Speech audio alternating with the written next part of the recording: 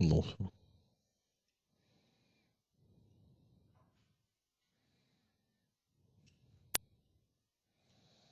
Donc on va lire un verset de Srimad Bhagavad Gita, chapitre 3, verset 6. Kamdriyani samyamyam jajaste manasasmaram indriyatam vimudatmam mechacharam sahuchyate. Une personne illusionnée qui contrôle par la force ses organes d'action, tout en méditant intérieurement sur les objets d'essence, n'est qu'un hypocrite. Commentaire. Selon Srila Vijaya Charita Thakur, une personne pourrait argumenter.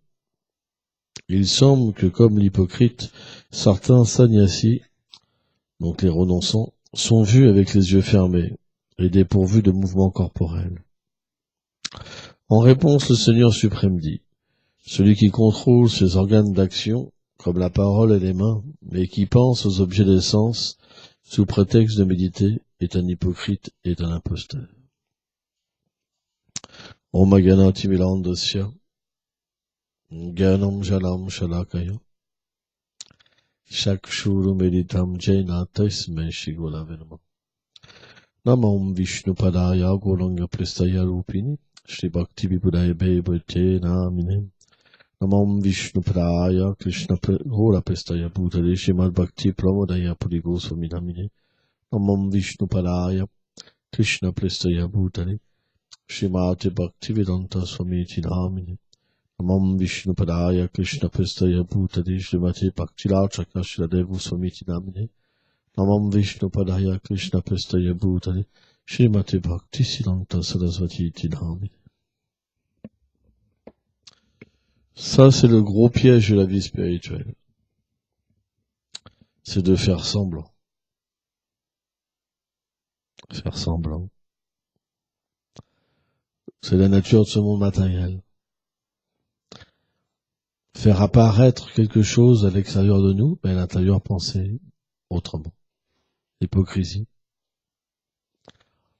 On va dire à quelqu'un qu'on l'aime, et en fait, on peut pas le voir. Et le pire, c'est dans ce monde, tout est fait d'une façon qu'on est obligé de fonctionner plus ou moins comme ça. Parce qu'il y aura toujours une circonstance où on a un intérêt. Donc par intérêt, on va agir d'une certaine manière, on va penser à autre chose. C'est pour ça que tant qu'on a des intérêts dans ce monde, on ne peut pas être dépourvu d'hypocrisie. C'est pas possible. Vie matérielle, ça veut dire hypocrisie. Parce que on peut pas vivre dans la vérité avec la vie matérielle. Puisque la vie matérielle est synonyme d'ignorance. Avidya Shakti. L'énergie qui recouvre les êtres vivants. Le Srimad Bhagavatam, dans le 9e chapitre du 2e chant, un verset explique comment est-ce possible que l'âme qui est pure puisse s'identifier avec le corps et l'essence. Elle n'a rien à voir, elle est antimatérielle, antimatière. La matière, c'est comme la table, ça bouge pas, ça n'a aucune conscience.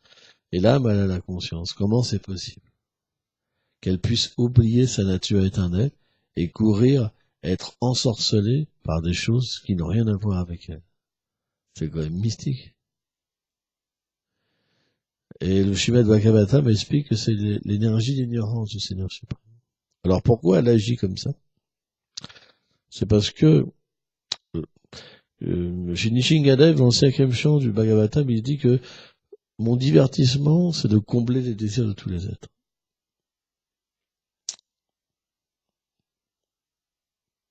C'est une des manières de voir le Seigneur suprême. Il comble tous les désirs. Quand il dit dans la Bhagavad Gita, Bhoktam, Yatapasam, Samayeshwaram, il explique, en fait, je suis celui qui contrôle toutes les planètes, même leurs dirigeants. Je suis l'ami de tous les êtres, et je suis celui qui donne le fruit de toutes choses. Je comble tous les désirs. Donner le fruit et combler le désir, c'est deux choses différentes. C'est deux choses qui sont la même chose. Mais pourquoi Krishna a fait ça? Parce que c'est la nature de Dieu. Puisque tout vient de lui. Tout émane de lui. Il est l'origine de tout. Il n'y a que lui qui peut combler les désirs. Par exemple, quand on est illusionné par la matière, alors, quand on est jeune, c'est comme une bande dessinée, quoi. On joue au super-héros, par exemple. Tu vois, c'est un peu plus comme ça. On joue à un jeu d'être le plus fort, de pouvoir tout contrôler comme ça. Mais c'est un jeu, quand même. Ça reste mental.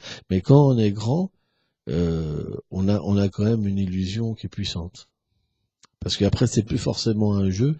Parfois, on y pense vraiment. Quelqu'un comme Staline, par exemple, ou Hitler, il pensait vraiment qu'il pouvait contrôler toute chose. Voilà, c'est vraiment une réalité. Plus on grandit, plus il y a une soif de pouvoir. Et automatiquement, cette soif de pouvoir, elle nous fait croire qu'on a une influence sur les gens. Par exemple, si quelqu'un est amoureux de nous, on va lui dire « Ah, je vois ton amour pour moi. » Donc on est fier. On est fier, finalement, de contrôler les gens. Dès qu'on a une qualité, on s'en sert pour contrôler les gens.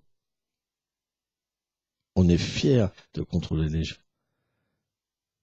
C'est bizarre. Parce que, pourquoi? Si on analyse, c'est qu'on veut prendre la place du Seigneur suprême. Finalement, qu'est-ce que font un homme et une femme? Ils essaient d'imiter Radha et Krishna, en fait. C'est pour ça que cette position-là, c'est l'illusion. On peut pas comprendre dans cette position-là notre position éternelle, puisqu'elle est inversée, puisqu'on veut prendre leur rôle. Oh, tu es si belle. Oh, tu es si beau. Hein? On va se mettre à faire de la poésie, à bien se peigner, tu vois, à faire attention à notre corps. Tout ça, si on regarde bien, on est complètement trimballé, en fait. Avalé, recraché. On est complètement esclave, en fait, des uns et des autres. Il n'y a pas de liberté là-dedans. Parce que quand la personne nous quitte, on doit en plus souffrir. Et si on est attaché, on doit beaucoup souffrir. Et si la personne ne nous quitte pas, mais qu'elle est moins attachée à nous, que nous on est attaché à elle, alors on est trimballé. Et vice versa, si elle est plus attachée à nous que nous on est attaché à elle, on la trimballe. Et on peut être méchant. Vas-y, lâche-moi, tu vois pas que t'es un pot de colle, là? Par exemple. Et la femme ou l'homme va dire, mais tu peux pas me parler comme ça, je t'aime, quoi. Tu comprends pas, ça me fait mal. Tu vois? Parce que cette frustration qu'on a en nous de pas trouver la satisfaction avec une personne, la méchanceté va se manifester. Et on va faire du mal aux gens qui nous aiment. C'est terrible. Moi, quand j'étais jeune, j'étais extrêmement méchant avec les gens qui m'aimaient. Mais vraiment, mais violent, même. Extrêmement violent. Parce que on est frustré. Et les gens nous aiment, mais ils peuvent pas nous donner la satisfaction qu'on veut. Et on devient violent, vulgaire. C'est pour ça qu'il y a souvent aussi dans les vies de famille des enfants qui sont vulgaires avec leurs parents. Ouais, et qui n'ont pas de respect. Ah là encore. Tu vois, vraiment c'est la haine, quoi. Mais à l'origine, pourquoi? C'est parce qu'il y a quelque chose qui va pas au fond de nous-mêmes. On devient comme un serpent. Et on pique. C'est comme ça. On parle comme des chiens aux gens qui nous aiment. Parce que finalement, on réalise qu'ils peuvent pas véritablement nous sauver. Et donc, on a la haine, quelque part, parce qu'on se retrouve avec des gens qui n'ont pas de pouvoir de nous aider véritablement. C'est pour ça que c'est difficile. On est dans un monde de souffrance parce que on est entouré de gens qui peuvent pas nous sauver. C'est comme des gens qui sont dans la noyade et qui veulent nous aider alors qu'on se noie, et eux ils se noient eux-mêmes. Donc il n'y a pas de possibilité. Mais pourquoi, par exemple, on aime être dans la compagnie des Vaishnavas? Pourquoi on aime être dans la compagnie du maître spirituel? parce que on sent que cette personne-là peut nous aider. C'est pour ça qu'on trouve une satisfaction. Parce que quand on rencontre un Vaishnava, c'est comme quelque chose de puissant, quelque chose de dur, de quelque chose qu'on peut tenir, qui va pas s'effondrer. Alors tout autour de nous s'effondre, mais dès qu'on prend ce refuge-là, alors naturellement, c'est comme si qu'on arrêtait de se noyer. Et la frustration s'en va, et automatiquement les liens qu'on a avec les personnes changent. Mais quel est le but? Le but, c'est d'avoir un refuge constant. Parce que dès qu'on perd le refuge, on retrouve ses mauvaises habitudes. Ah ou pas? Dès que la déconnexion se fait, mais dès que la connexion se fait, tout le monde est gentil. Pardonne-moi, oui, je te pardonne. Ah ouais. C'est une réalité. Donc quel est le but? Le but, c'est de cultiver le lien avec les Vaishnavas. Parce que quand on cultive ce lien par le souvenir, qu'on se souvient de leurs paroles, qu'on les sert à travers leurs instructions, alors, si c'est fait avec sincérité, la connexion est là. Et automatiquement, la bonne attitude est là. Si la bonne attitude s'en va, c'est que on sert nos intérêts, pas les intérêts de Guru Gang. Parce que dès qu'on suit nos intérêts, on refait du karma, en fait. C'est-à-dire que nos actions, de nouveau, créent des réactions. Et on souffre. C'est pour ça, on doit faire preuve d'intelligence. Par exemple, si ça nous est arrivé une fois, pourquoi refaire 2 fois la même chose? Pourquoi à chaque fois refaire la même chose? Est-ce que, je vais te poser une question, est-ce que tu n'as pas pu analyser ça déjà par toi-même? Et pourquoi tu le refais?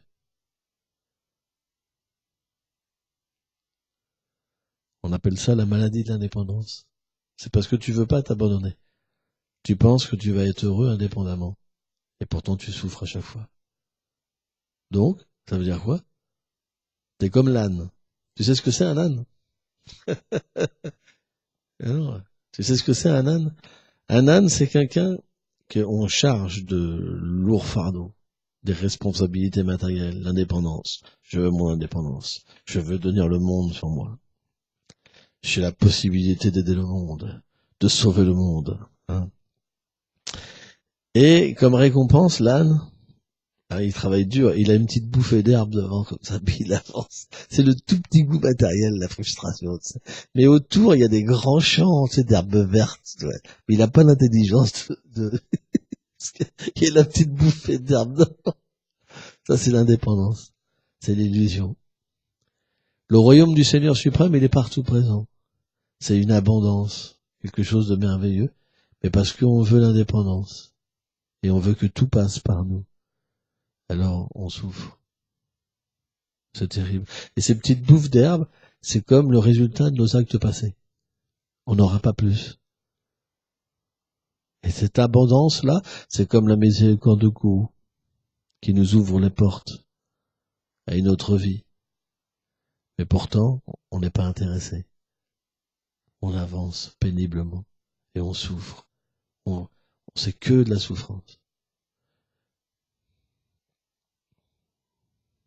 C'est pour ça que l'exemple de l'âne, il est intéressant. L'exemple du chameau aussi, il est intéressant. C'est ce que c'est le chameau? Le chameau, c'est comme le matérialiste. Le matérialiste, il invente des choses où il crée sa vie, son destin. Ça va être que de la souffrance. Et c'est parce que le chameau, quand il mange les épines de l'arbre, ça coupe sa langue avec le sang, il trouve ça merveilleux. Sa propre souffrance, il trouve ça merveilleux. Il est prêt à cette belle vie merveilleuse, plein de souffrance. J'en veux, J'en suis pas fatigué de la souffrance, hein. J'en veux, hein. Miam, miam, miam, miam. Hein. Ça, c'est le chameau. On est un peu comme ça aussi, hein. L'âne et le chameau. Hein. Mais donc on peut apprendre hein, de tous les êtres. Hein. C'est comme par exemple, j'observais les pigeons. Les pigeons, c'est très intéressant. Là, au temple, on a un appentis comme ça, et puis il y a des plantes qui pendent comme ça. Et dans cet endroit-là, ils peuvent venir pondre. Donc ils sont attirés. Bah, le problème, c'est que ça fait beaucoup de dégâts de caca, tout ça. Donc on les enlève pour pas qu'ils viennent. Et donc ils vont se mettre sur des poutres. Et sur les poutres, quand ils pondent l'œuf tombe poum. Donc théoriquement, ils devraient prendre une leçon et se dire bon, bah, c'est pas bon, je vais trouver un autre endroit. Il y a plein d'arbres partout. C'est pas. Mais ils reviennent une deuxième fois, poum. Troisième fois, poum. Quatrième fois, poum. Et ils comprennent jamais. Et ben c'est la même chose. On a expérimenté une fois, puis on recommence une deuxième fois, une troisième. Et même si on nous l'explique, on recommencera encore. Est-ce qu'il y aura une fin à ça? Est-ce qu'on retournera à Krishna avec cette mentalité-là? Non. Et pourtant on le sait, mais on le fait. Donc, est-ce la faute de Krishna ou notre faute? Alors pourquoi parfois on s'en prend à Krishna? En disant, mais moi j'ai fait ci pour toi, moi j'ai fait ça pour toi. Mais de quelle manière on l'a fait? De quelle manière? Avec quelle conscience on a fait les choses? C'est pour ça que cette souffrance qu'on expérimente, elle vient de nous. Qui a voulu venir dans le monde matériel? C'est nous. Qui avons construit cet environnement? C'est nous. Par le résultat de nos actes. Le Seigneur, lui, il observe. Dans sa fonction de l'âme suprême, Shirodashri Vishnu, le Seigneur observe. Parce qu'on veut pas de lui. On veut pas. On veut être lui. Donc il observe. Donc à un moment, naturellement, on est fatigué avec tout ça. On en a marre. T'en as pas marre? Donc, quand on commence à en avoir marre, on commence à écouter. Et on commence à agir autrement. C'est le principe d'être fatigué, d'en avoir marre. Quand on est fatigué avec ce monde parce qu'on voit que c'est toujours la même chose, de toute façon, ça ne pourra pas être autre chose. C'est-à-dire quand on comprend ça, on agit autrement et on se libère. C'est pas possible autrement. Tant que tu penseras, par exemple, observe les gens qui sont autour de toi. Parce qu'ils pensent qu'il y a quelque chose dans ce monde de valable, c'est pour ça qu'ils peuvent pas se libérer. Mais ils font que souffrir et ils mangent du mâché déjà mâché. Ils vomissent, non, ils remangent ce qu'ils ont déjà vomi. Ils refont la même chose et à chaque fois ils se plaignent. Tout le temps, tout le temps, tout le temps. T'as juste besoin d'observer. Juste de regarder tous les jours, ça reviendra. Tous les jours, tous les jours. Ah, j'en ai marre, ah, je suis fatigué, ah, c'est la belle vie, ah, ça va être merveilleux, ah, ça va marcher. Tout le temps, tout le temps, tout le temps. C'est comme un disque rayé. Ils ont fait ça 10 fois, 100 fois, 1000 fois, et ils sont pas fatigués. Ils espèrent encore trouver quelque chose dans ce monde. Donc, on peut pas progresser. Quelqu'un qui pense ça peut pas progresser. Et le moteur, c'est la vie sexuelle. Parce que quand on fait de la vie sexuelle, il y a une illusion qui fait que la souffrance momentanément disparaît. Ça recharge les batteries pour recommencer. Sans fin. C'est ça le piège de la vie sexuelle. Or, quand on s'abandonne au Seigneur suprême, le premier symptôme, c'est qu'on n'a plus besoin de vie sexuelle. Parce que cette vie sexuelle, elle était indispensable tant qu'il y avait cette illusion-là. Mais une fois que cette illusion part, on comprend que la vie sexuelle, c'est juste une illusion. Qu'elle n'est pas vitale. Parce que l'âme, elle n'est pas différente du corps. Et c'est simplement les sens qui demandent du plaisir.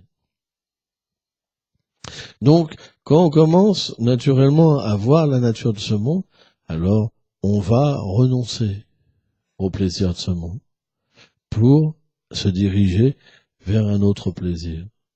Or, comment on obtient du plaisir? spirituel en offrant du plaisir au Seigneur suprême. C'est notre fonction. Et comment on le fait? À travers le maître spirituel.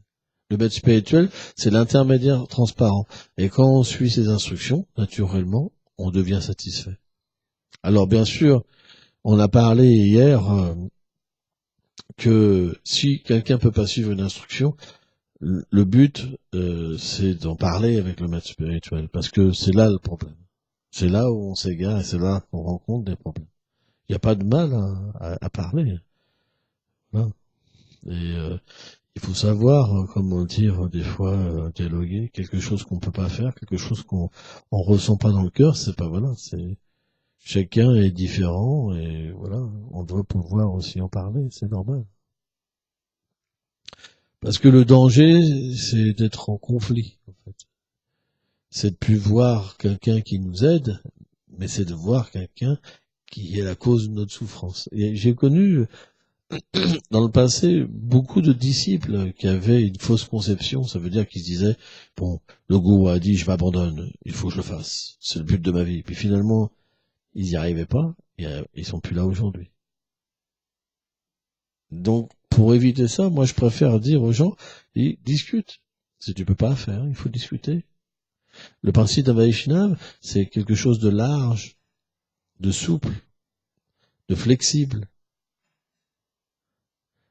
Il doit s'adapter à la situation.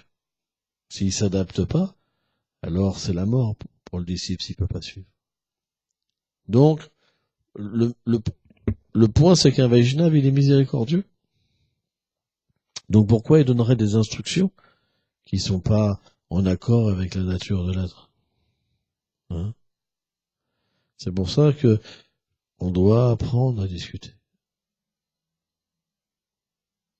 Et si on n'y arrive pas tout seul, on doit prendre, comment dire, de l'aide, quoi. Quelqu'un qui puisse nous comprendre et qui puisse parler à notre maître spirituel, par exemple. Et de cette manière-là, on pourra progresser, on se sentira bien, protégé, etc. C'est important, c'est pas... Qu'est-ce qu'on peut faire? On a tous des limites. On peut pas jouer à ce qu'on n'est pas. On doit bien se comprendre, se connaître, pour pouvoir aller jusqu'au bout. La vie spirituelle, c'est comme un marathon. C'est pas qu'on est comme une étoile filante, on court pif, on disparaît. C'est un marathon. Ça veut dire qu'on doit apprendre à comprendre ses limites et graduellement les dépasser. Mais si on reçoit par exemple un trop gros nombre de tours à chanter qu'on n'a pas de goût, 64 tours par jour par exemple, à un moment on pète un plomb. À un moment on lâche tout. Vous comprenez? Donc voilà, on doit comprendre que la vie spirituelle, ça doit être, on doit aussi faire preuve d'intelligence, de discrimination, et de comprendre que, voilà, on doit véritablement agir d'une manière à aller jusqu'au bout. Et c'est pour ça qu'on doit se faire aider. On doit se faire aider par des dévots qui sont plus aînés, mais qui nous ressemblent.